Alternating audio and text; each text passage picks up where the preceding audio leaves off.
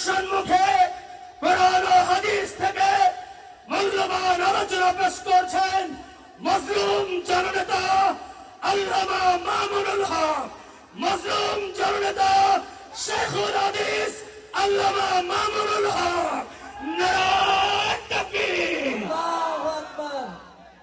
اللهم صل على محمد وعلى آل محمد كما صليت على إبراهيم وعلى آل إبراهيم إنك حميد مجيد. اللهم بارك على محمد وعلى آل محمد كما باركت على إبراهيم وعلى آل إبراهيم إنك حميد مجيد. محترم حضرات علماء کرام, সম্মানিত শ্রদ্ধাভাজন আমার মুরব্বী সাহেবান, সমবেত ইসলাম প্রিয় কোরআন প্রেমিক নবী প্রেমিক তাওহীদি মুসলমান ভাই ও বন্ধুগণ, পর্দার অন্তরাল প্রবাসা বাড়িতে অবস্থানরত আমার সম্মানিত মা ও বোনেরা, আল্লাহ পাক রব্বুল আলামিনের শুকরিয়া আদায় করি যে মহান রব্বুল আলামিন আমাদেরকে তৌফিক দান করেছেন আমরা আল্লাহর দ্বীনের কথা শিখবার জন্য, আলোচনা করার জন্য, শোনার জন্য উলামায়ে কেরাম এবং নেকদের মজলিসে উপস্থিত হতে পেরেছি। আল্লাহ আমাদেরকে তৌফিক দিয়েছেন। আমরা দ্বীনের কাজে কিছু সময় ব্যয় করার সুযোগ পেয়েছি, এটা আল্লাহ পাক রব্বুল আলামিনের অনেক বড় মেহেরবানি। এই জন্য আমরা দরবারে শুকরিয়া আদায় করি, আলহামদুলিল্লাহ।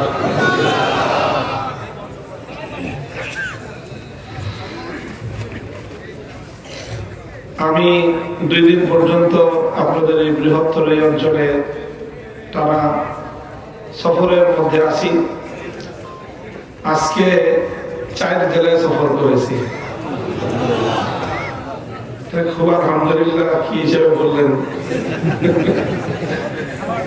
আল্লাহ শুকরিয়া তো সর্ব অবস্থায়, অনেক বেশি কষ্ট হইতেছে আলহামদুলিল্লাহ। সকালে শুরু করছি আমরা খুলনা থেকে, সেখান থেকে গেছি যশোরে, যশোর থেকে গেছি সাতক্ষীরা, সাতক্ষীরা থেকে আসছি বাগেরহাট। আসলে মূলত আপনাদের এখানে আসা ওয়াজ করার জন্য না। সবাই বলে যে হুজুর কোন রকম খানে একটু দেখা সাক্ষাৎ করতে আসেন, আমরা দেখলেই হবে, কিন্তু পরে আসলে শুধু দেখলে আর মন জুড়ায় না, তারপরে বলে কিছু ওয়াজ করেন, তারপরে খালি ওয়াজ করলেও হয় না, খালি যে কিছু কথা বলবো, কিছু ওয়াজ নসিহত করবো, এতেও আপনাদের তৃপ্তি হবে না। কেন তৃপ্তি হবে না? আপনারা যে আমার নাম শুনলে আসেন হলো স্লোগান দেওয়ার জন্য। এখন স্লোগান তো খালি মাঠে দেওয়া যায় না, তো আগে তো কথাবার্তা বলে পরিবেশ উত্তপ্ত করতে হয়, তারপরে সেটা কি হয়, স্লোগান হয়। আর আপনারা তো স্লোগান দেন একটা মাহফিলে, স্লোগান দেন 1 মিনিট 2 মিনিট, একটা রুটি ভাজতে 1 মিনিট লাগে, কিন্তু তাওয়া গরম হইতে তো অনেক সময় লাগে।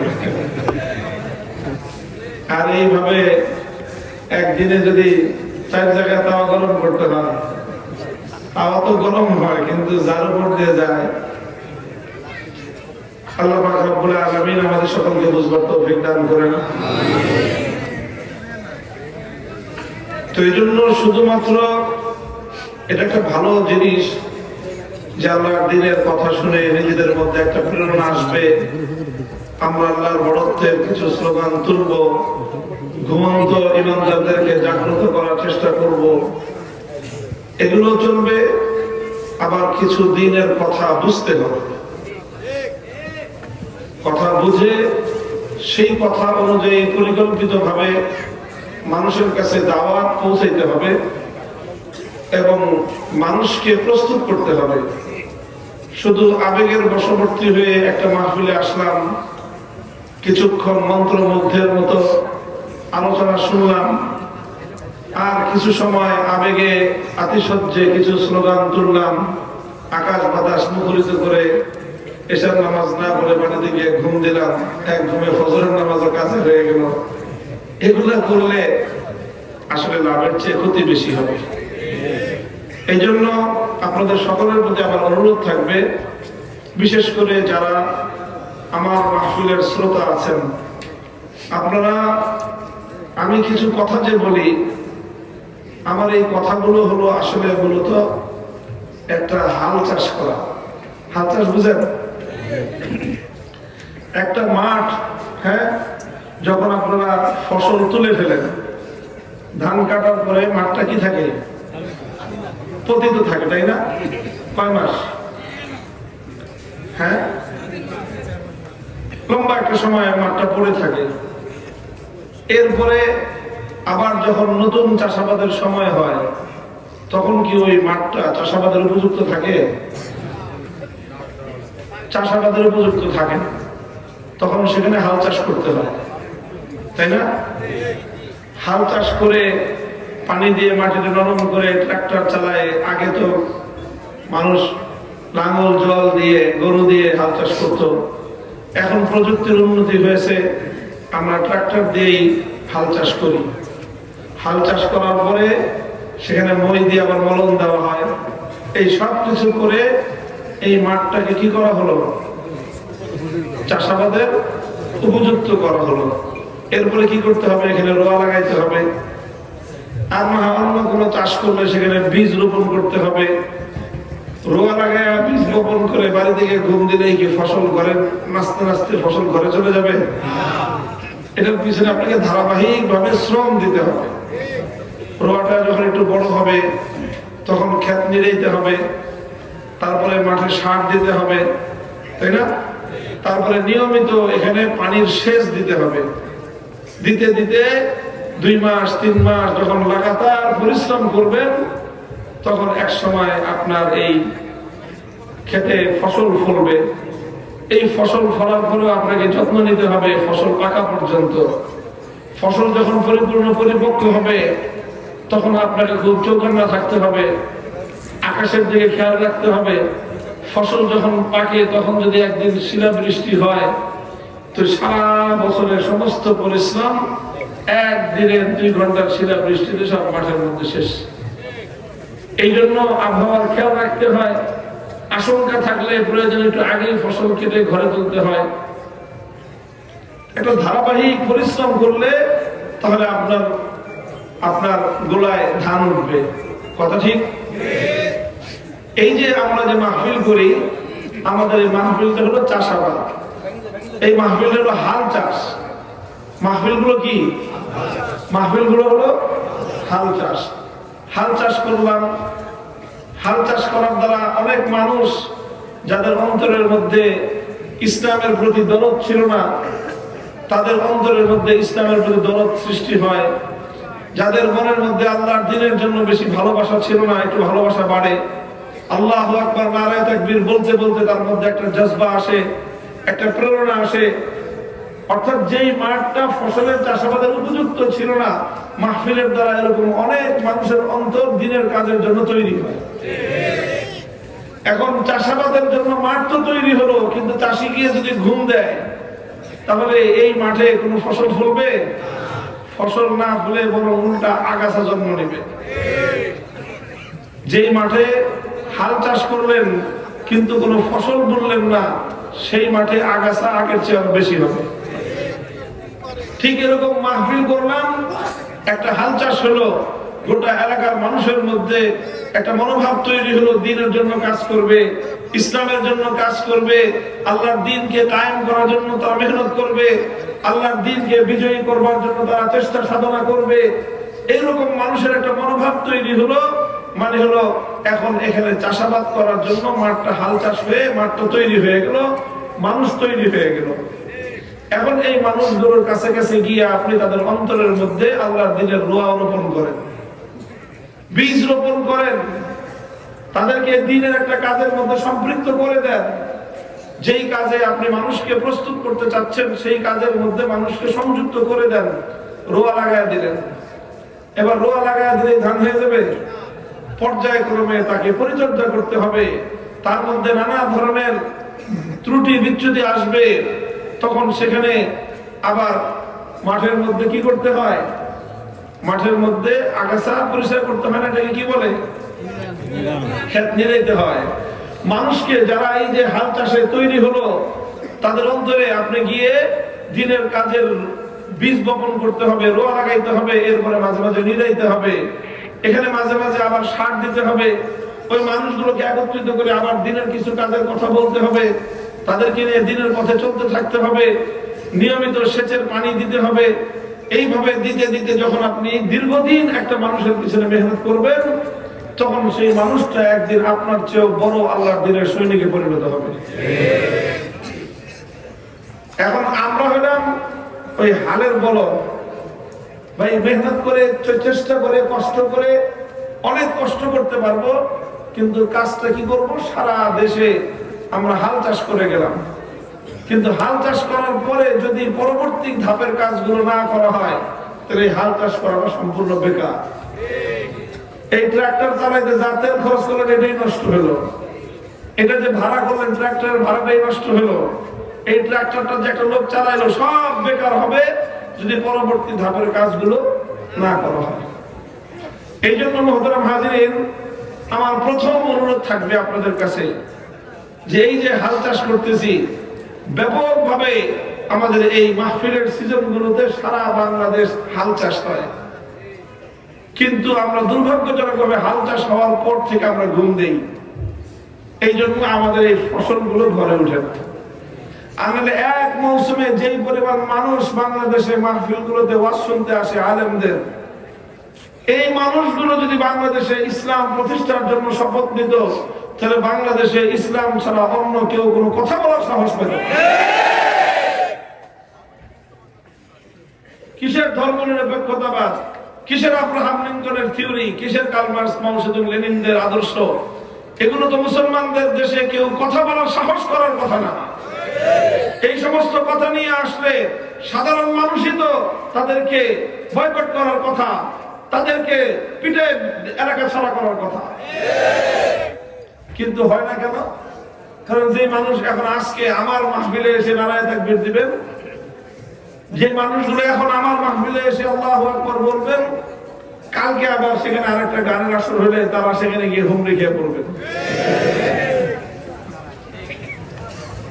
এইভাবে যদি চলতে থাকে, এক পা আগে এলাম, দুই পা পিছিয়ে এলাম, এক পা আগালাম, দুই পা পিছিয়ে এলাম, তো এইভাবে ঠন চলতেছে। মাহফিলও জমজমাট, গানের আসরও জমজমাট। আল্লাহ জাতিকে হেদায়েত করেন। এই জন্য আমাদের যাদেরকে আল্লাহ পাক কিছুটা বুঝ দিয়েছেন, আমাদের কাজ হলো মাহফিল আমরা করব। দেখেন, আপনি ট্রাক্টর ভাড়া করবেন, হাল চাষ করবেন, কতটুকু জমি আপনি হাল চাষ করবেন? খালি চোখ যত দূর যায় খালি হাল চাষ করে বেড়াবেন? আপনি হাল চাষ তত দূর করবেন যত দূর পর্যন্ত, যতটুকু জমিতে রোয়া লাগায় চাষ করার মতো আপনার সামর্থ্য আছে। এর চেয়ে বেশি জমি আপনি হাল চাষ করবেন? অতিরিক্ত যেই জমিটাতে হাল চাষ করবেন সেটা বেকার, সেটা নষ্ট, অর্থের অপচয়, সময়ের অপচয়। মাহফিল গুলো হলো হাল চাষ। মাহফিল আমরা ততটুকু করবো যতটুকু মাহফিল করার পরে এখান থেকে আমরা মানুষজন কালেকশন করে আল্লাহর দ্বীনের জন্য তৈরি করতে পারবো, ততটুকু মাহফিল করবো। এই কথাগুলো যেন মনে থাকে, এই উদ্দেশ্যে আমরা মাহফিল করবো, যে মাহফিল হলো হাল চাষ। এই হাল চাষের মাধ্যমে মানসিকতা তৈরি হয় আল্লাহর দ্বীনের জন্য। এরপরে অব্যাহত মেহনতের মাধ্যমে একটা মানুষকে আল্লাহর দ্বীনের সৈনিক হিসেবে, আল্লাহর দ্বীনের একজন নিবেদিত প্রাণ, আল্লাহর দ্বীনের একজন কর্মী হিসেবে, আল্লাহর দ্বীনের উপরে একজন চলনেওয়ালা হিসেবে একটা মানুষকে প্রস্তুত করা যায়। আল্লাহ বোঝার তৌফিক দান করেন। আমি আপনাদের সম্মুখে কোরআনে পাকের সূরাতুন নিসা থেকে একটি আয়াত তেলাওয়াত করেছি, 60 নম্বর আয়াত। আয়াতের মধ্যে আল্লাহ পাক রব্বুল আলামিন বলেন, আলাম তারা ইলাল্লাযীনা ইয়াজউমুনা আন্নাহুম আমানু বিমা উনজিলা ইলাইকা ওয়া মা উনজিলা মিন ক্বাবলিকা يريدون أن يتحاكموا إلى الطاغوت وقد أمروا أن يكفروا به ويريد الشيطان أن يضلهم ضلالا بعيدا। আল্লাহ বলেন যে দেখো, কিছু মানুষ আছে বড় আশ্চর্যজনক বিষয়। আল্লাহ নিজে আশ্চর্য প্রকাশ করতেছেন যে লক্ষ্য করছেন কিছু মানুষ এমন আছে যে তারা দাবি করে যে তারা নাকি ঈমানদার। কি দাবি করে? ইয়াজুমুনা আন্নাহুম আমানু, তাদের দাবি অনুযায়ী তারা দাবি করে যে তারা নাকি ঈমানদার, তারা ঈমান এনেছে, এই কথা তারা দাবি করে। অথচ ইউরিদুনা আইয়াতাহাকামু ইলাত তাগুত, তারা চায় তাগুতের কাছ থেকে বিচার নিতে, তারা চায় তাগুতের কাছ থেকে ফয়সালা মানতে, তারা তাগুতের কাছে সিদ্ধান্ত চায়। এই হলো তাদের অবস্থা। অথচ ওয়াকাদ উমিরু আন ইয়াকফুরু বিহি, আল্লাহর পক্ষ থেকে তাদেরকে নির্দেশ দেওয়া হয়েছে তাগুতের কাছে বিচার চাইবা তো দূরের কথা, তাগুতকে পরিপূর্ণভাবে অস্বীকার করতে বলা হয়েছে। অথচ সেই মানুষগুলো মুখে বলে নিজেরা দাবি করে ঈমানদার, অথচ তাগুতের কাছে বিচার চায়, আর আল্লাহ পাক তাগুতকে অস্বীকার করার নির্দেশ দিয়েছেন। কোরআনের এই আয়াতের স্পষ্ট মর্ম হলো এই যে যারা তাগুতের কাছে বিচার চাইবে, সিদ্ধান্ত চাইবে, তারা আর কিছু হলে হতে পারে, হাজি হতে পারে, গাজী হতে পারে, বাজি হতে পারে, অনেক কিছুই হতে পারে, কিন্তু ঈমানদার হতে পারে না। এটা হলো কোরআনের কথা। কোরআনের সূরাতুল বাকারার মধ্যে আল্লাহ আরো পরিষ্কার করে বলেছেন, ক্বাদ তাবায়্যানার রুশদু মিনাল গাই ফামান ইয়াকফুর বিত-তাগুতি ওয়া ইউমিন বিল্লাহি ফাকাদ ইসতামসাকা বিল উরওয়াতিল ওয়ুসতা, যে কোনটা সঠিক পথ কোনটা ভুল পথ দিবালোকের ন্যায় পরিষ্কার। সুতরাং যে ব্যক্তি তাগুতকে অস্বীকার করবে আর আল্লাহর উপর ঈমান আনবে, সেই একমাত্র সঠিক পথকে শক্তিশালী ভাবে ধরল। অর্থাৎ শুধু আল্লাহর উপর ঈমান আনলেই চলবে না, আল্লাহর উপর ঈমান আনার আগে তাগুতকে অস্বীকার করতে হবে, তাগুতের ব্যাপারে কঠোর হতে হবে। অন্যত্র আল্লাহ বলেন, আল্লাযীনা আমানু ইউকাতিলুনা ফী সাবিলিল্লাহ ওয়াল্লাযীনা কাফারু ইউকাতিলুনা ফী সাবিলিত তাগুত, যারা ঈমানদার তারাও লড়াই করে, যারা বেঈমান তারাও লড়াই করে। লড়াই দুই পক্ষই করে, তবে ঈমানদাররা লড়াই করে আল্লাহর পথে, আর বেঈমানের দল লড়াই করে তাগুতের পথে। সব জায়গায় একটাই কথা, সেটা হলো একদিকে আল্লাহর দল, একদিকে আল্লাহর শক্তি, একদিকে আল্লাহর পক্ষ, বিপরীত দিকে হলো তাগুতের পক্ষ। এখন দুইটা দুই পক্ষ, কিন্তু কিছু মানুষ চায় দুই নৌকায় পা দিয়ে সারা জীবন চলতে। তাদের নীতি, তাদের ইচ্ছা হলো যে আল্লাহর পক্ষেও থাকবে আবার তাগুতের পক্ষেও থাকবে, দুই পক্ষেও তারা থাকতে চায়। আল্লাহকেও নারাজ করতে চায় না, শয়তানকেও বেজার করতে চায় না। আচ্ছা বলেন, এটা কি সম্ভব? আল্লাহ নারাজ হবে না আবার শয়তানও খুশি থাকবে, এটা হয়? আল্লাহ যেখানে রাজি হবেন শয়তান সেখানে নারাজ হবে, শয়তান যেখানে খুশি হবে আল্লাহ সেখানে বেজার হবেন। দুই জায়গায়, সব জায়গায় উভয় গুণ রক্ষা করা যায় না। সাদা আর কালো একত্রিত হতে পারে না, একটা জিনিস একই সঙ্গে সাদা কালো হতে পারে না। একই সময়ে একই জায়গায় আলো আর অন্ধকার একত্রিত হতে পারে? যে আলো আছে অন্ধকারও আছে, সম্ভব? একই সময়ে রাত আর দিন, এটা রাতও আবার দিনও, এমন কোন সময় হয়? রাত আর দিন যেমন এক সময় একত্রিত হতে পারে না, আলো আর অন্ধকার যেমন এক জায়গায় একত্রিত হতে পারে না, ঠিক তদ্রূপ আল্লাহর উপর ঈমান এবং তাগুতকে স্বীকার করা, এই দুটো কোশ্চেনকারও একত্রিত হতে পারে না। কথাটা বুঝে আসতেছে আপনাদের? যে আল্লাহর উপর ঈমান আনতে হলে কি করতে হবে? তাগুতকে অস্বীকার করতে হবে, তাগুতকে বাদ দিতে হবে। এখন আপনারা হয়তো অনেকক্ষণ ধরে চিন্তা করতেছেন, হুজুর খালি তাগুত তাগুত তাগুত তাগুত বলতেছে, আগে তো তাগুতটার পরিচয় তো দিবেন। হ্যাঁ, পরিচয় তো দিব, কিন্তু আপনারা যে এতদিন পর্যন্ত তাগুতের পরিচয় জানেন না কেন, সেটার জবাব কে দিবে? কোরআনে পাকের মধ্যে তো অসংখ্য জায়গায় আল্লাহ পাক তাগুতের কথা বলেছেন, কিন্তু বলেন তো আপনারা এই ওয়াজ মাহফিলতে শুনেন, এই কতদিন পরে তাগুতের শব্দ শুনলেন? 17 বছর, একজনের 17 বছর পরে প্রথম।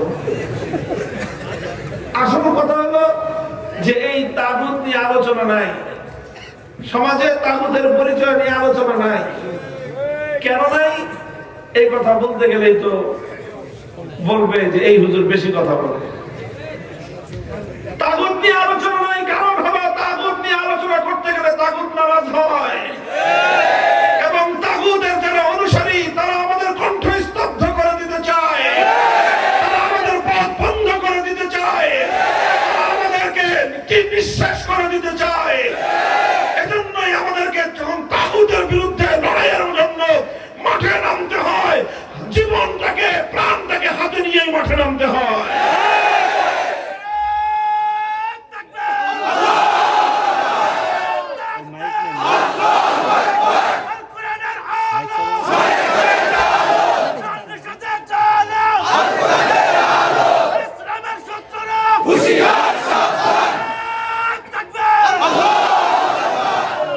এই জন্য আমি এই শব্দটা যেন আপনারা বুঝতে না পারেন, অর্থ বুঝার আগে এতবার এই তাগুত শব্দ বলতেছি যেন আপনারা বিরক্ত হয়ে যান।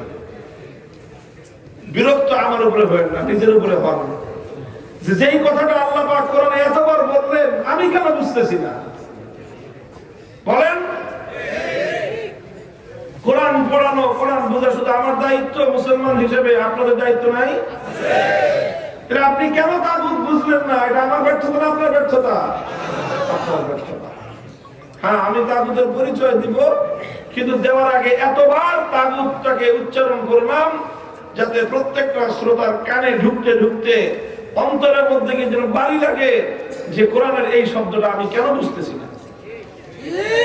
মুহতারাম হাজিরিন, যেহেতু কোরআনে পাকের মধ্যে অনেক জায়গায় এই তাগুতের কথা উল্লেখ হয়েছে, এই জন্য কাদিমান ওয়া হাদিসান সর্বযুগে যারাই কোরআন নিয়ে আলোচনা করেছেন, পবিত্র কোরআনের যারা ব্যাখ্যা করেছেন, তাফসীর করেছেন, তারা তাগুতের পরিচয় দিয়েছেন, সংজ্ঞা দিয়েছেন।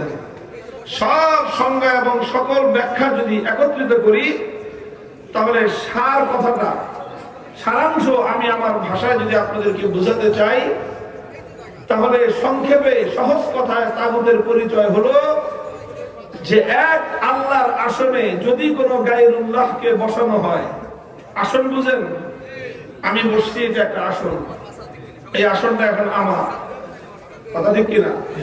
এই আসনটা আজকে কার জন্য? যিনি আলোচনা করবেন বক্তার জন্য এই আসন, তাই না? তো ঠিক এরকম আমার আল্লাহর জন্য একটা আসন নির্ধারিত আছে। আল্লাহর জন্য নির্ধারিত সেই আসনে আল্লাহকে ছাড়া অন্য কাউকে যদি বসানো হয় বা অন্য কেউ যদি বসে, তাকেই বলা হয় তাগুত। কথা বোঝা গেল?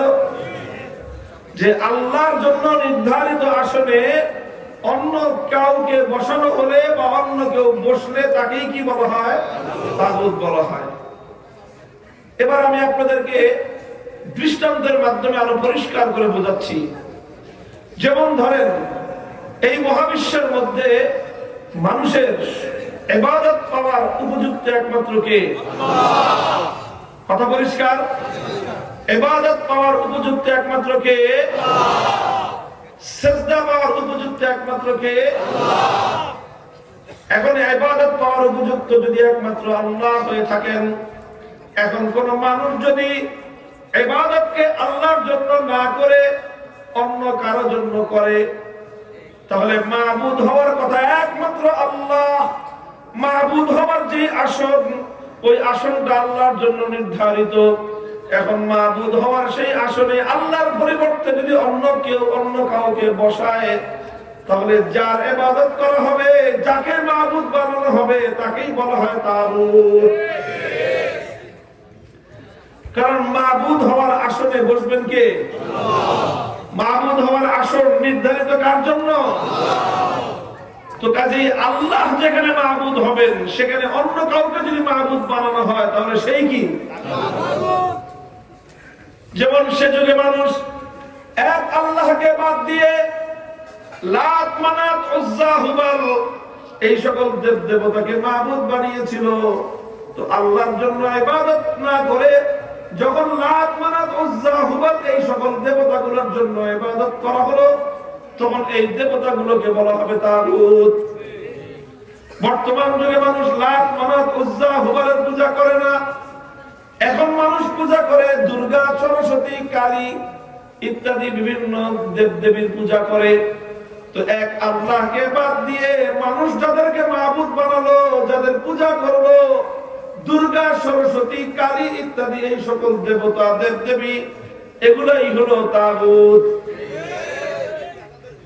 তবে এগুলো হলো মরা তাগুত। এগুলো কি? এগুলো হলো মুর্দা তাগুত, তাই না? দুর্গার মধ্যে কোনো প্রাণ আছে? কালীর মূর্তির কোনো প্রাণ থাকে? তো এই সকল মূর্তি, দেব দেবতা এগুলো হলো কি? মরা তাগুত। কিন্তু তাগুত তাগুত, তবে কি না? জিন্দা না। কেমন তাগুত? মরা তাগুত। কেন তাগুত হলো? যে আল্লাহর যে ইবাদত একমাত্র কার জন্য করার কথা ছিল? আল্লাহর জন্য করার কথা ছিল। সেই ইবাদত যখনই কেউ আল্লাহকে বাদ দিয়ে অন্যের জন্য করলো, তো সে মাবুদের স্থানে আল্লাহর পরিবর্তে অন্য আরেকজনকে বসালো। আল্লাহর জন্য নির্ধারিত আসনে অন্য কাউকে বসানো হলে তাকেই কি বলা হয়? তাগুত বলা হয়। কথা পরিষ্কার? সুতরাং আল্লাহর জন্য যে ইবাদত নির্ধারিত, এখানে অন্য কাউকে সামান্য পরিমাণ অংশীদারিত্ব দেওয়া যাবে না। এই যে একমাত্র ইবাদতের উপযুক্ত কে, এটাকে বলা হয় তাওহীদ। কি বলা হয়? তাওহীদ মানে কি? একত্ববাদ। তাওহীদ মানে ঈমানের জন্য তাওহীদ হলো প্রথম শর্ত। ঈমানের সবচেয়ে গুরুত্বপূর্ণ বিষয়টাই হলো তাওহীদ। এই যে একমাত্র ইবাদত আল্লাহর জন্য নির্ধারিত, এটাকে বলা হয় তাওহীদ ফিল ইবাদাহ। কি বলা হয়? অর্থাৎ এটা ইবাদতের মধ্যে একত্ববাদ। এই একত্ববাদ কিসের মধ্যে? ইবাদতের মধ্যে। ইবাদতের মধ্যে যদি কেউ একত্ববাদকে স্বীকার না করে ঈমানদার থাকতে পারে? কেউ যদি মনে করে যে না, আল্লাহর জন্য কিছু ইবাদত করলাম, দুর্গার জন্য কিছু ইবাদত করি, ঈমানদার না বেঈমান? কথা পরিষ্কার? তাহলে ইবাদতের মধ্যে আল্লাহ তাওহীদকে মানতে হবে কি হবে না?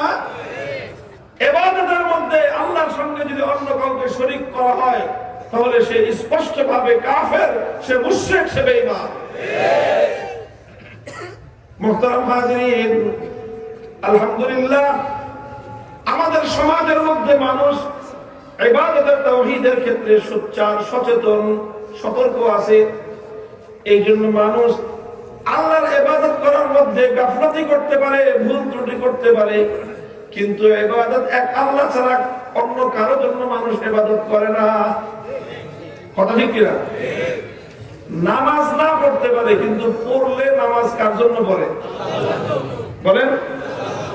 সেজদা মানুষ দিতে দিতে গাফলতি করতে পারে, কিন্তু সেজদা যেটা দেয় ওটা একমাত্র কাকেই দেয়? মানুষ আল্লাহ ছাড়া অন্য কারো পূজা করে না, অন্য কারো ইবাদত করে না। কেন করে না?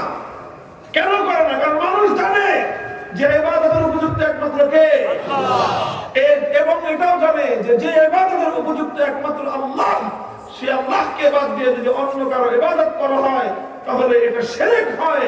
এটার দ্বারা মানুষ মুমিন থাকে না, মুসলমান থাকে না, সে কাফের আর বেঈমানে পরিণত হয়।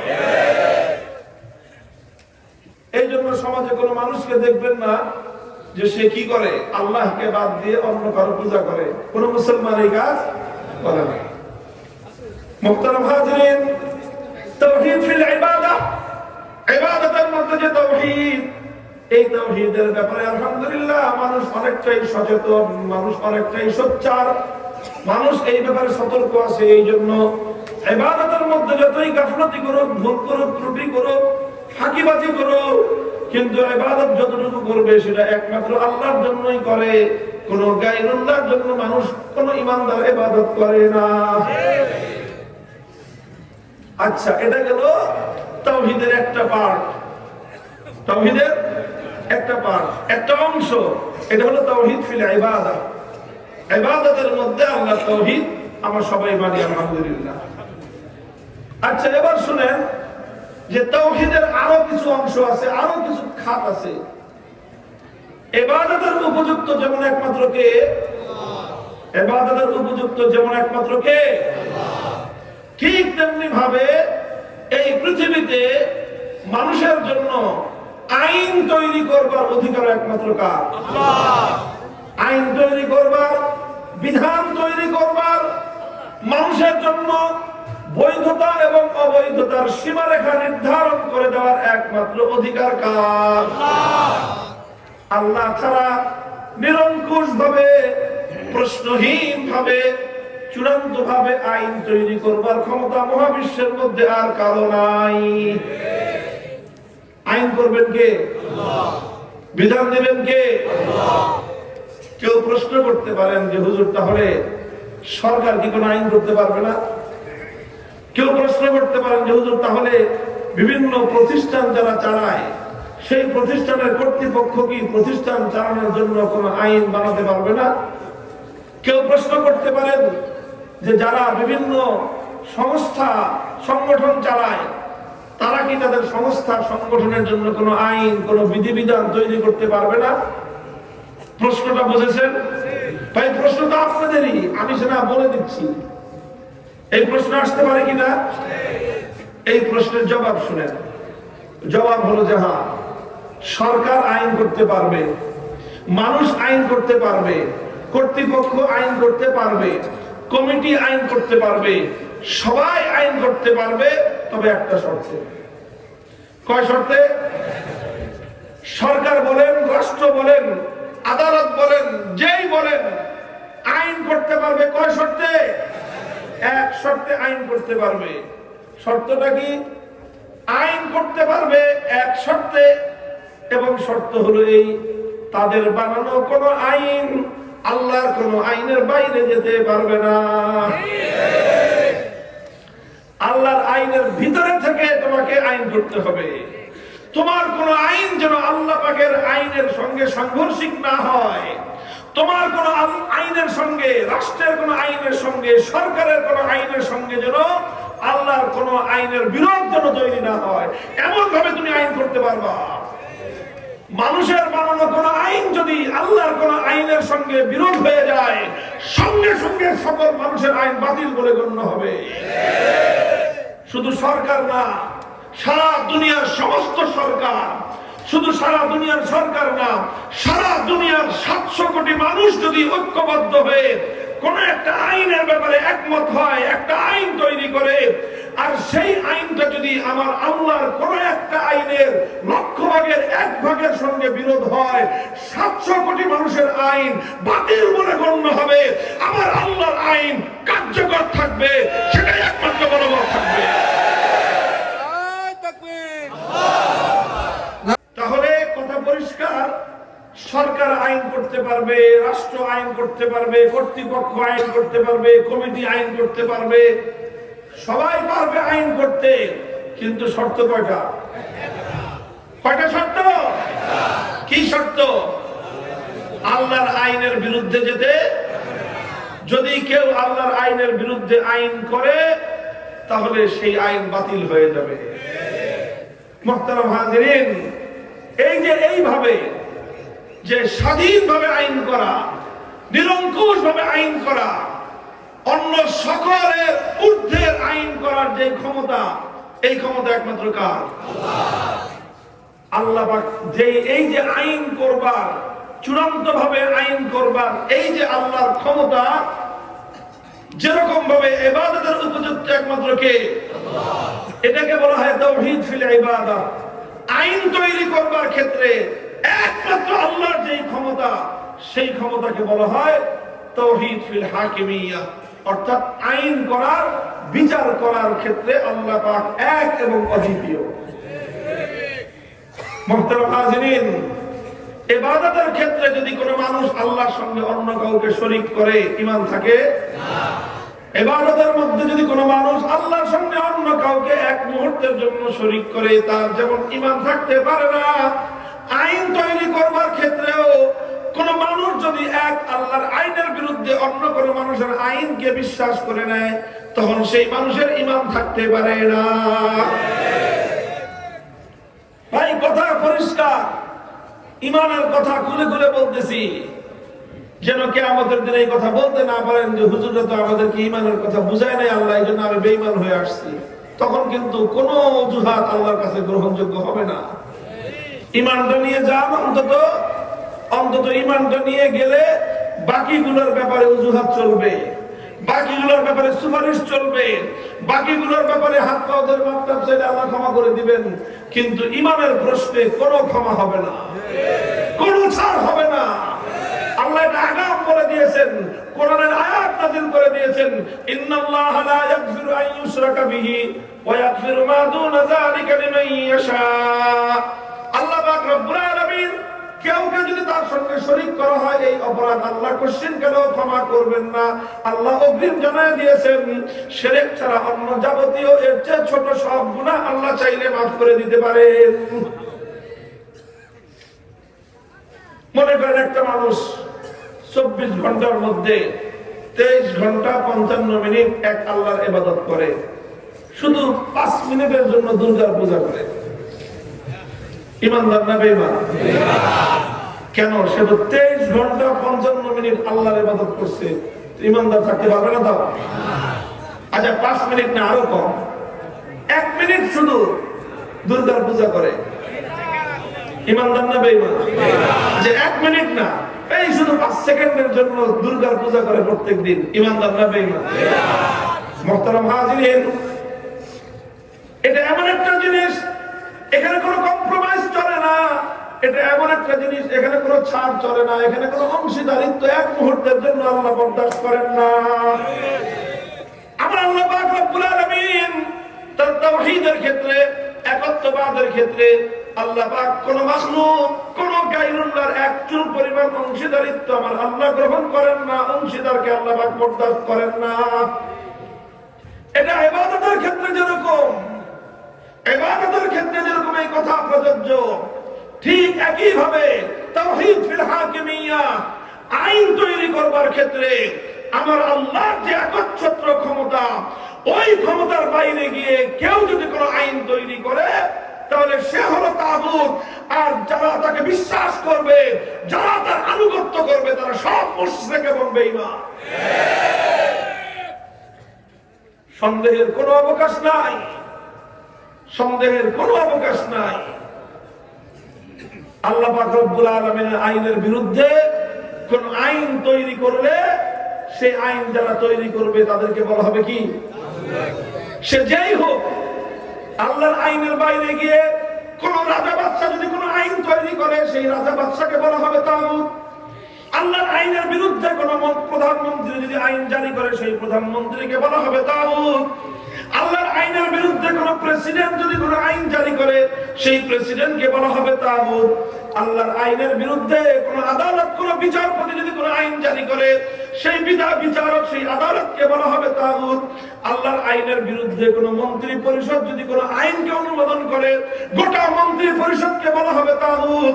আল্লাহর আইনের বিরুদ্ধে কোন আইন যদি কোন সংসদ, কোন আইন পরিষদ অনুমোদন দেয়, পাশ করে, গোটা সংসদকেই বলা হয় তাগুত। এটা তো হলো তাগুত।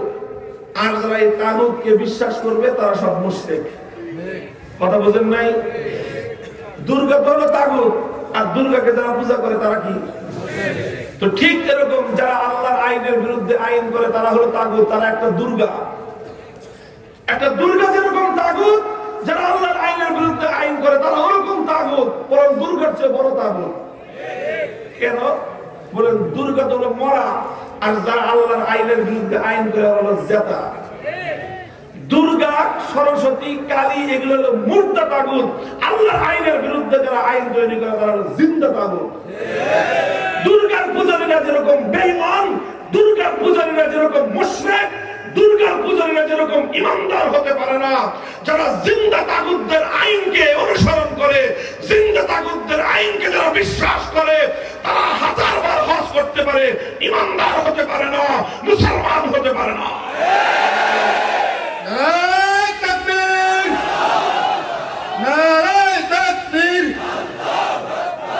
মুহতারাম হাজিরিন, কথা কি বুঝতে পারতেছেন আপনারা? আমার দেখেন দেখেন লম্বা চওড়া গল্প গুজব বলে লাভ নাই, সেই জায়গায় সমস্যা সরাসরি সেই সমস্যায় হাত দিছি। আর এই জন্য যারা আল্লাহর আইনের বিরুদ্ধে আইন করে এরা আমরা দেখতে পারে না, এই তাগুতের দল এরা আমাদেরকে বরদাস্ত করতে পারে না। কারণ আমরা যেখানে হাত দিয়েছি এই জায়গাটা যদি মুসলমানদেরকে বুঝাইতে পারি, এরা মুসলমানদের ইমানদারদের ইমান নিয়ে ব্যবসা করতে পারবে না। আমাদেরকে আমরা যখন এই সমস্ত কথা বলি, একদল আছে আমাদেরকে বলে ধর্ম ব্যবসায়ী, বদমাইশ। ধর্ম ব্যবসায়ী আমরা না, ধর্ম ব্যবসায়ী তো তারা যারা এভাবে আল্লাহ দ্বীনের একান্ত অনুগত ইমানদারদের ইমানকে হরণ করে, বেঈমান বানায়, লক্ষ কোটি মুসলমানদের ইমানকে হরণ করে নিয়ে আবার টুপি মাথায় দিয়ে নির্বাচন আসলে মসজিদে আসে। তোমরা ধর্ম ব্যবসায়ী, তোমরা মানুষের সঙ্গে ধোঁকাবাজি করো, প্রতারণা করো, মানুষকে ধোঁকা দেওয়ার জন্য ধর্মের লেবাস তোমরা গায়ে দাও। আর যারা ধর্মের কথা বলে, আল্লাহর আইন দুনিয়াতে বাস্তবায়ন করার কথা বলে, যারা ইসলামী হুকুমত বাস্তবায়ন করার কথা বলে, ইসলামী রাষ্ট্র গড়বার কথা যারা বলে, তারা ধর্মের জন্য জীবন দিতে প্রস্তুত।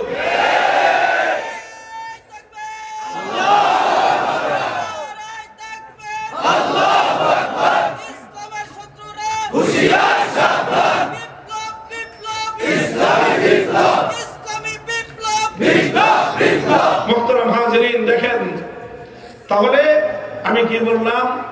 তাওহীদের কথা বললাম, কথা ঠিক? কিসের কথা বলছি? এবং তাওহীদের পরিচয় দিয়েছি যে তাওহীদ মানে হলো আল্লাহর একত্ববাদ। আল্লাহর একত্ববাদের দুইটা পার্ট নিয়ে আমি আলোচনা করলাম। একটা হলো ইবাদতের তাওহীদ, আর একটা হলো আইন করার তাওহীদ। ইবাদতের তাওহীদে আল্লাহ ছাড়া অন্য কারো ইবাদত করলে যেরকম মানুষ ঈমানদার থাকে না, ঠিক একই ভাবে আইন করার ক্ষেত্রে আল্লাহর আইনের বিরুদ্ধে কোন আইন যে করবে সেও তাগুত, সেই তাগুতকে যারা অনুসরণ করবে তাদের ঈমান থাকে না।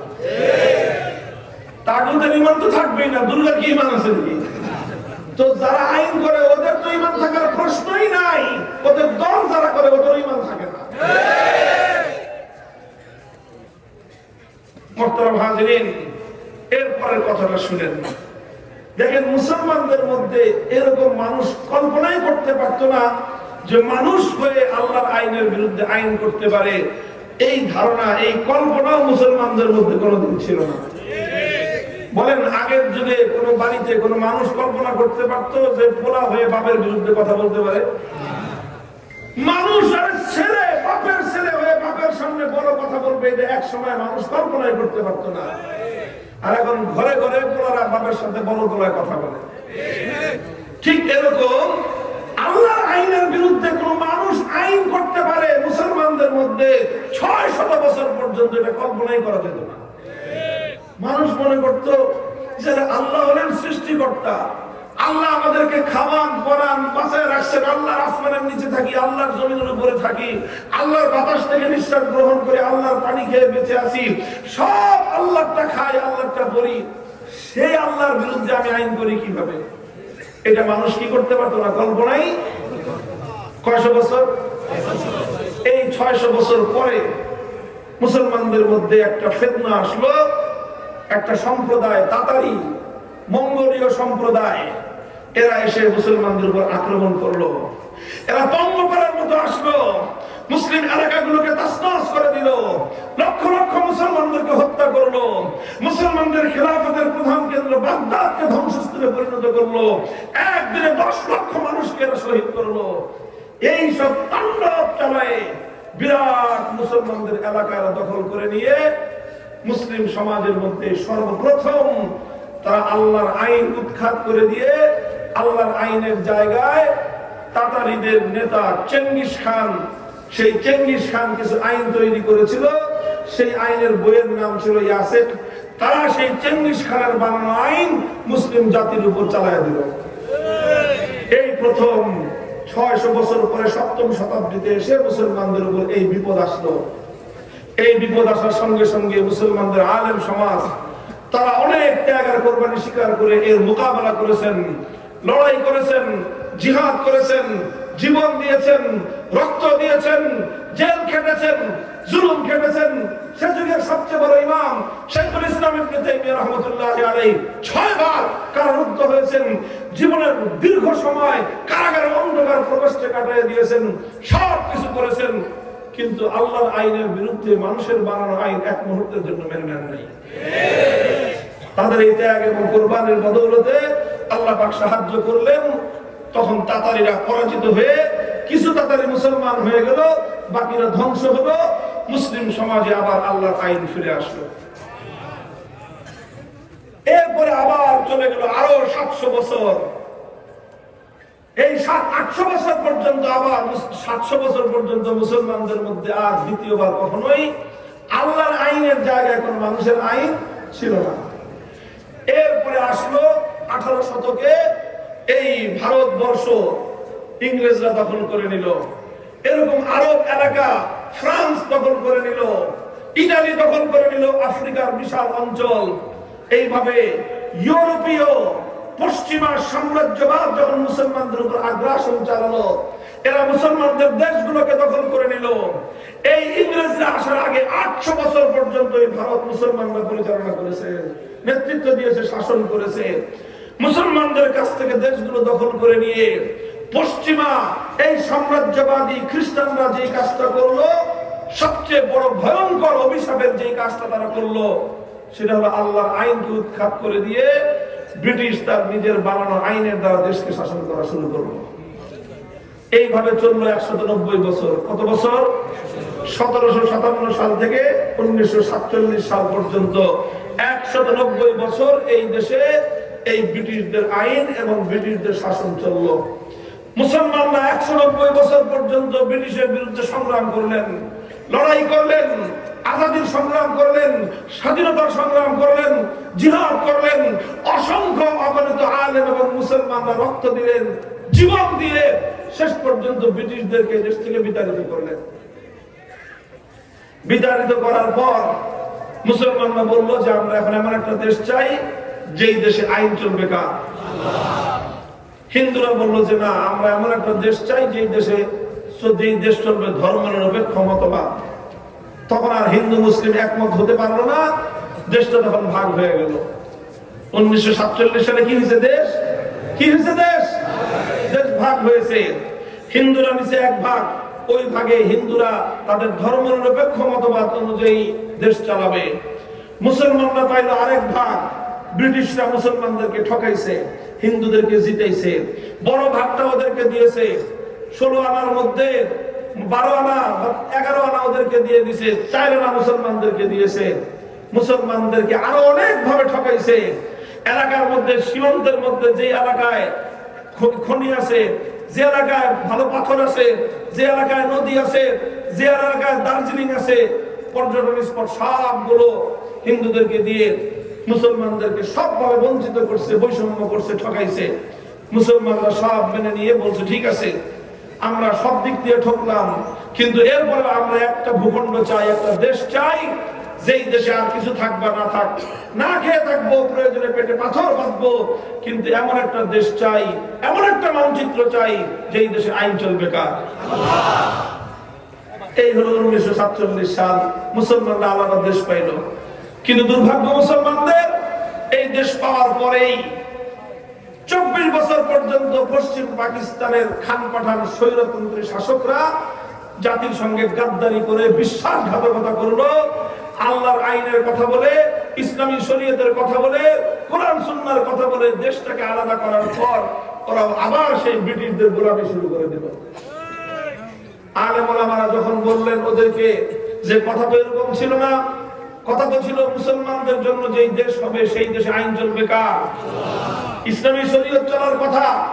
এখন আপনারা আবার সেই ব্রিটিশের গোলামি করতেছেন কেন? তখন পশ্চিম পাকিস্তানিরা বলতো যে হুজুর, রাষ্ট্রটা এখনো শিশু রাষ্ট্র, তো এখনই ইসলামের এই কঠোর বিধান এই শিশু রাষ্ট্র হজম করতে পারবে না, এই জন্য একটু সময় দেন, আমরা আস্তে আস্তে তৈরি করে আনি, শিশু রাষ্ট্রটা একটু বড় হলে তখন আমরা ইসলামী শরীয়ত কায়েম করব। 5 বছর, 10 বছর, 15 বছর, 20 বছর চলে যায়, এই শিশু আর কি হয় না? বড় হয় না। এই শিশু 24 বছর চলে গেল, কিন্তু বুইরা খাটার শিশু আর বড় হলো না, বালেগ হলো না। তো আপনি বলেন যে পোলা 24 বছরে বালেগ হয় না, ওই পোলা সাবলক হবে কবে? বলেন আর কোনদিন হবে? আরে 24 বছরের মানুষ কি শিশু থাকে না, যুবক হয়? খালি কি যুবক হয়?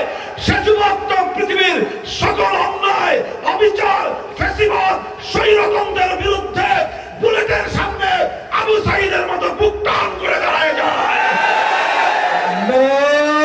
তাকবীর, নারায়ে তাকবীর, আল্লাহু আকবার, নারায়ে তাকবীর, আল্লাহু আকবার। নাস্তিকদের আস্তানা ভেঙে দাও, ঘুরিয়ে দাও, নাস্তিকদের আস্তানা।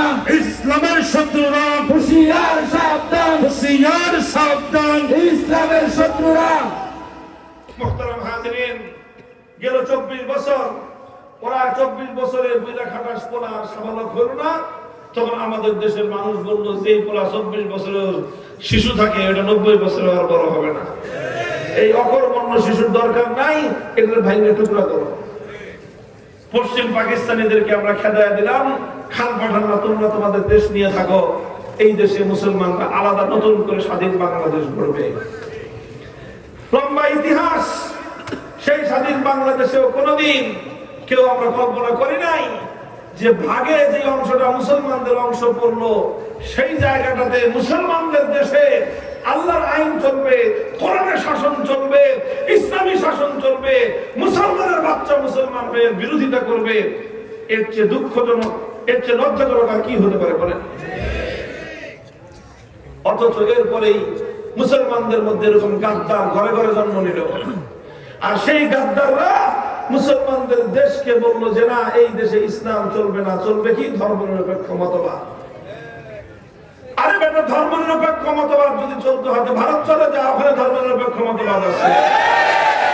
এই অংশ তো ভাগে আমরা পাইছি, এই ভাগে তো এটা মুসলমানদের ভাগে পড়েছে, এই ভাগ তো ইসলামের পক্ষে হয়েছে। সুতরাং এর ভাগে ইসলাম চলবে, ইসলাম ছাড়া অন্য কিছু চলতে পারে না। যদি আমরা এই দেশে ইসলামকে পরিপূর্ণভাবে বিজয়ী করতে না পারি, ইসলামী আইন যদি বাস্তবায়ন করতে না পারি, ইসলামী শরীয়ত যদি বাস্তবায়ন করতে না পারি, পরিপূর্ণ ঈমান নিয়ে বেঁচে থাকা সম্ভব না। কথা বলেন ঠিক কিনা? বলবেন সমস্যা কি? আমরা তো পরিপূর্ণ ঈমান নিয়ে বেঁচে আছি। কতটুকু পরিপূর্ণ ঈমান নিয়ে বেঁচে আছেন একটু পরীক্ষা করলে বোঝা যাবে। ছোট্ট একটা কথা আমি আপনাদেরকে জিজ্ঞাসা করি, আচ্ছা বলেন তো, আপনার বাড়িতে যদি ডাকাতি হয় অথবা আপনার ভাই যদি খুন হয়, কি করবেন? কি করবেন বলেন তো? আরে কথা বলেন, এই সমস্ত অপরাধ হয় না আপনাদের এলাকায়? খুন খারাপি হয় না? চুরি ডাকাতি হয় না? কি করেন? থানায় যান, থানায় যেয়ে কি করেন? মামলা করেন। কথা বলতে শরম পান? মনে হয় যে কোনোদিন থানায় যান নাই, কোনোদিন মামলা মোকদ্দমা করেন না, এরকম সাধু সাধেন আপনারা। কথা বলেন ঠিক কিনা? আর ভাই, আমি তো 41টা মামলা নিয়ে আসি, শরম কেন কথা বলতে? আচ্ছা বলেন, এই যে আপনি মামলা করলেন, আপনার ভাই খুন হলো, আপনার বাড়িতে ডাকাতি হলো, চুরি হলো, আপনি মামলা করলেন। মামলা করার পরে এটা আদালতে গেল, আদালতের সাক্ষী প্রমাণ সব কিছু দিয়ে প্রমাণ হলো যে হ্যাঁ, অমুকে খুন করেছে, অমুকে অমুকে ডাকাতি করেছে, অমুকে চুরি করেছে। এখন আদালত বিচার করবে কি করবে না? আপনি বিচার আদালতের কাছে চাইছেন কি চান নাই? আচ্ছা, চাইছেন আপনি, তাই তো? আচ্ছা, এখন যে আদালতটা বিচার করবে ডাকাতের বিচার, সেই আদালত তো আমাদের দেশের আদালত তো বিচার করবে আল্লাহর কোরআনের আইন অনুযায়ী, তাই না? কোরআনে যে বলছে, আল্লাহ পাক রব্বুল আলামিন ডাকাতের শাস্তির বিধান দিয়েছেন, ইন্নামা জাযাউল লাযীনা ইউহারিবুনাল্লাহা ওয়া রাসূলাহু ওয়া ইয়াসআউনা ফিল আরদি ফাসাদান আন ইউকাত্তালু আও ইউসাল্লাবু আও তুকাত্তা আইদিহিম ওয়া আরজুলুহুম মিন খিলাফিন আও ইউনফাউ মিনাল আরদ। এই আইন কোরআনের আয়াত অনুযায়ী বিচার করবে না? ও তাহলে চুরির অপরাধ চোর ধরা পড়লে কোরআনের আইন অনুযায়ী, আল্লাহর আইন অনুযায়ী বিচার করবে? তাও করবে না। তাহলে খুনের বিচার আল্লাহর আইন অনুযায়ী, কোরআনের আইন অনুযায়ী করবে? তাও করবে না। তাহলে কোন আইন অনুযায়ী বিচার করবে? ব্রিটিশের বানানো আইন, মানুষের বানানো আইন অনুযায়ী। কথা ঠিক? কথা ঠিক মতো আছে তো? এবার ওই পুরান কথায় ফিরে আসেন। আল্লাহ বলেছেন, দেখো তোমাদের মধ্যে এক শ্রেণীর মানুষ আছে যারা নিজেদেরকে ইমানদার বলে দাবি করে, অথচ তারা তাগুতের কাছে বিচার চাইতে যায়। এটা আল্লাহ বলছেন সূরা নিসা, সূরা কি বললাম, সূরাতুন নিসার 60 নম্বর আয়াত, দেখে নিয়ে। আচ্ছা এখন বলেন, আমি আপনাদেরকে তাগুত চিনিয়েছি যে আল্লাহর আইনের বিরুদ্ধে যারা আইন করে তারা কি? এই যে আপনি যে বিচার চাইতে গেলেন, কার কাছে বিচার চাইতে গেলেন? আল্লাহ বলতেছেন যারা তাগুতের কাছে বিচার চাইতে যায় তারা আর কিছু হলেও ইমানদার হইতে পারে না। এখন আপনারা যে তাগুতের কাছে বিচার চাইতে গেলেন, এখন আপনারাই বলেন ঈমান আছে না গেছে? আসলেই গেছে। এটা একটা জটিল সমস্যা। কথা বলেন। কোরআন যেখানে বলতেছে তাগুতের কাছে বিচার চাইতে গেলে কি থাকে না? এক আয়াত না, কোরআনে পাকের 4-5টা আয়াত আছে এমন যেগুলো দ্ব্যর্থহীন ভাবে এই কথা বলে, দ্ব্যর্থহীন ভাবে এই কথা বলে যে যারা আল্লাহর আইন বাদ দিয়ে মানুষের বানানো আইনের কাছে বিচার চাইতে যাবে তাদের কি নাই? যারা তাগুতের কাছে বিচার চাইতে যাবে তাদের ঈমান। তাহলে এই যে আপনারা সবাই গোটা দেশবাসী কোন সমস্যায় পড়লেই এই যে আমরা যে তাগুতের কাছে বিচার চাইতে গেলাম, ঈমান আছে না গেছে? ঈমান যদি না থাকে তাহলে কি মুসলমান? নামাজ পড়ে লাভ কি? দেবে ওয়াজ শুনে লাভ কি? বন্ধ করে দেন। মুহতারাম হাজিরিন, পরিস্থিতিটা কিন্তু আসলেই খুব কঠিন, খুব ভয়াবহ। কথা বলেন ঠিক না ঠিক? আমাদের এবং আপনাদের তাগুতের কাছে বিচার চাওয়ার পরেও একটা কারণে ঈমান চলে গেছে এই কথা বলতেছি না, শুধু বলতেছি ঈমানটা এখনো ঝুলে আছে। কি আছে? ভালো নাই, কি আছে? ঈমানটা ঝুলে আছে। কয়টা কারণে? কয়টা কারণে? কি কারণ? যে যারা বিচার চাইতে গেছেন তাগুতের কাছে তারা ইচ্ছায় যান নাই, মনের খুশিতে যান নাই, বাধ্য হয়ে গেছে। কথা বলেন ঠিক না বেটি? এই দেশে যদি আপনি আল্লাহর আইন অনুযায়ী বিচার পাওয়ার সুযোগ থাকতো, তাগুতের কাছে কেউ বিচার চাইতে যেতেন? কেউ তাগুতের কাছে আমরা বিচার চাইতে যেতাম না। ওই সময়ে যারা তাগুতের কাছে বিচার চাইতে যাইত তাদের ব্যাপারে এই ফতোয়া দিতে 1 মিনিট আমরা দেরি করতাম না যে ও কাটটা কাফের। এখন যারা তাগুতের কাছে বিচার চাইতে যায় তাদের ব্যাপারে ফতোয়া দেই না যে তাদের ঈমান নাই। কেন ফতোয়া দেই না? কারণ তারা বাধ্য হয়ে যায়। কথা বলেন ঠিক না বেঠিক? বাধ্য হয়ে যারা যায় যে এই কাজটা করে, আল্লাহ পাক রব্বুল আলামিন ওই কাজটাকে একটু সময়ের জন্য অনুমোদন দিয়েছেন।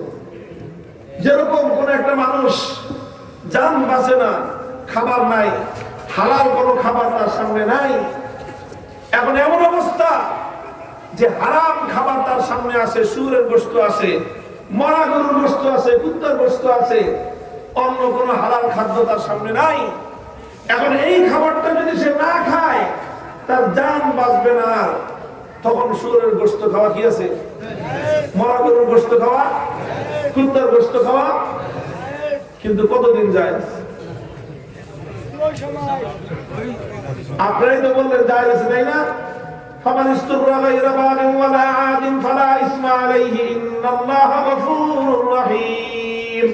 বাধ্য হয়ে যারা মরা গরুর গোশত খাবে, বাধ্য হয়ে যারা শুয়োরের গোশত খাবে, শুধুমাত্র জীবন রক্ষা করবার তাগিদে হারাম খাদ্য ছাড়া যদি কোনো হালাল খাদ্য তাদের কপালে না জুটে, শুধুমাত্র জীবন রক্ষা করবার জন্য হারাম খাদ্য খাওয়া তাদের জন্য বৈধ আছে। বৈধ আছে কতক্ষণ? যতক্ষণ পর্যন্ত হালাল খাদ্যের কোনো ব্যবস্থা না করা যায় ততক্ষণ। কথা ঠিক না বেটি? এখন আপনার জন্য বৈধ আছে, এই জন্য আপনি আরামসে খালি কুত্তার গোশত খাইতে থাকবেন। আলহামদুলিল্লাহ বলেন ভাই, কুকুরের গোশত খাওয়া যতটা খারাপ কাজ, শুয়োরের গোশত খাওয়া যতটা খারাপ কাজ, যতটা জঘন্য কাজ, তার চেয়েও জঘন্য কাজ হলো তাগুতের কাছে বিচার চাওয়া। আবার বলছি, বুঝে শুনে বলছি, শুয়োরের গোশত খাওয়া, কুত্তার গোশত খাওয়া যতটা জঘন্য অপরাধ, ইসলামের দৃষ্টিতে তাগুতের কাছে বিচার চাওয়া তার চেয়েও জঘন্য কাজ। তাহলে এই যে আমরা তাগুতের কাছে বিচার চাইতেছি, আমাদের কোন অনুভূতি আছে? বলেন, আমাদের ভিতরে কোন কষ্ট আছে? দিনের মধ্যে জ্বালা পড়া আছে? আজকে যদি আপনার মরা গরুর গোশত খাওয়া লাগতো, দিনের মধ্যে যারা পারা হইতো কি হইতো না? বলেন। শুধু আমরা শুনি মাঝে মাঝে যে এই যে এখন যে পোল্ট্রি মুরগি আছে ঢাকার শহরে নাকি এই মরা মুরগিও নাকি খাওয়ায় দেয়। এই কথা শোনার পর বহু মানুষ এমন আছে যে কোনো হোটেলে পোল্ট্রি মুরগি খায় না। কেন খায় না? কেন খায় না? যে মরা মুরগি হইতে পারে। আচ্ছা বলেন তো, পোল্ট্রি মুরগি মরে 100টার মধ্যে কয়টা মরে? বলেন কয়টা মরে? 2টা 3টা, সর্বোচ্চ 5টা, আর বাকি 95টা তো কি ভালো, ওগুলো জবাই করে খাওয়ায়। তো 95টা জবাই করে হালাল মুরগি, ওর মধ্যে 5টা ভেজাল মুরগি থাকতে পারে, এই ভয়ে বহু মানুষ পোল্ট্রি খায় না, এই হোটেলের পোল্ট্রি। তাহলে বুঝে নেবার, এখন কাউকে যদি বলা হয় হোটেলের মধ্যে এখানে কুত্তার গোশত বিক্রি হয়, ওই হোটেলে কে কে খাইতে দেবেন? তো ভাই আমি তো বলতেছি এই কথা, কুকুরের গোশত খাওয়া যতটা জঘন্য অপরাধ, শুয়োরের গোশত খাওয়া যতটা জঘন্য কাজ, তার চেয়ে 1000 লক্ষ কোটি গুণ বেশি জঘন্য কাজ তাগুতের কাছে বিচার চাওয়া। হ্যাঁ, আমি এটা বললাম যে বাধ্য হয়ে তাগুতের কাছে বিচার চাইতে যাওয়া হয়, এই জন্য ইমান যায় না। ইমানটা কি আছে? এখন আমি আমার সর্বশেষ কথা আপনাদের কাছে জানতে চাই, এই সারা জীবন ইমান খালি ঝুলিয়ে রাখবেন না ইমানটাকে ভালো করে ধরবেন? ইমানটাকে হৃদয়ে ভালো করে আশ্রয় দেওয়ার দরকার আছে না নাই? যদি এটা করতে হয় তাহলে একটা কাজ করতে হবে, এমন একটা ব্যবস্থা করতে হবে যেন আর কোন মানুষকে তাগুতের কাছে বিচার চাইতে যাইতে না হয়। একটা বিচার ব্যবস্থা প্রতিষ্ঠা করতে হবে যেখানে আইন চলবে আল কোরআনের, বিচার হবে আল্লাহর আইন অনুযায়ী। এমন একটা রাষ্ট্র গঠন করতে হবে যে রাষ্ট্রে ব্রিটিশের গোলামি নয়, আল্লাহর গোলামি চলবে, কোরআনের আইন চলবে, ইসলামী শরীয়তের আইন চলবে।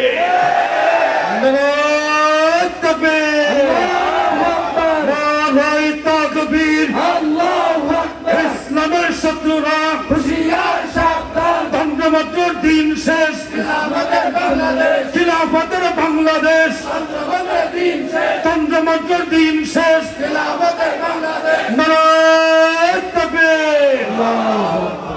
এই জন্য আমরা বাংলার প্রত্যন্ত অঞ্চলে এই দাওয়াত পৌঁছে দিচ্ছি, এই আহ্বান পৌঁছে দেন মানুষের দুয়ারে দুয়ারে। এই কাজ শুধু হুজুরদের না, এই কাজ শুধু আলেমদের না, এই কাজ প্রত্যেকটা ওই মানুষের যে মানুষ ঈমান নিয়ে কবরে যেতে চায়। বলেন, তাগুতের কাছে বিচার খালি হুজুর কাছে যেতে যায়? হুজুররা তো মামলা মোকদ্দমা কমই করে, খায় বেশি। বুঝেন নাই কথা? জীবনে এই পর্যন্ত 50টার বেশি মামলা খাইছি, মামলা করি নাই একটা। তো আমার তো এত টাকা নাই ভাই। এইভাবে তাগুতের কাছে বিচার চাইতে যাওয়া, তাগুতের কাছে সিদ্ধান্ত জানতে চাইতে যাওয়া, তাগুতের কাছে ফয়সালা জানতে চাওয়া, এটা আমাদের যাদের প্রয়োজন হয়, আমাদের নিজেদেরই তো গরজ থাকা দরকার যে আর কতকাল এই কুকুরের গোশত খাবো, আর কতকাল এভাবে শুয়োরের গোশত খাবো। এখান থেকে বের হয়ে এসে হালাল জবাই করা গরুর গোশত খেয়ে বাঁচতে চাই। আল্লাহর আইন অনুযায়ী দেশ পরিচালিত হোক, সেটা আমরা চাই। ইসলামী শরিয়া অনুযায়ী সমাজ চলুক, সেটা আমরা চাই। আল্লাহর জমিনে আইন চলবে কার? বিধান চলবে কার? এমন একটা সংবিধান চাই যেই সংবিধান হবে আল্লাহর কোরআনের সংবিধান। এটা যদি চাই, ঘুমায় ঘুমায় চাইলে হবে না? কাজ করতে হবে, চেষ্টা করতে হবে, মেহনত করতে হবে। রাজি আছেন? ঘাম ঝরানো পরিশ্রম করতে হবে, ঘাম ঝরাতে হবে। ঘাম ঝরাবেন, এরপরে শুধু ঘাম দিয়ে হবে না, রাতের অন্ধকারে চোখের অশ্রু দিয়ে আল্লাহর কাছে সাহায্য চাইতে হবে। চাইবেন? এরপরে ঘাম আর অশ্রু ঝরাতে ঝরাতে এই জমিন বিপ্লবের জন্য উর্বর হবে। সেই উর্বর বিপ্লবের জমিনে আল্লাহ দ্বীনের বিপ্লব আনবার জন্য শহীদ ঈদগাহে শাহাদাতের রক্ত দেওয়ার জন্য প্রস্তুত থাকতে হবে।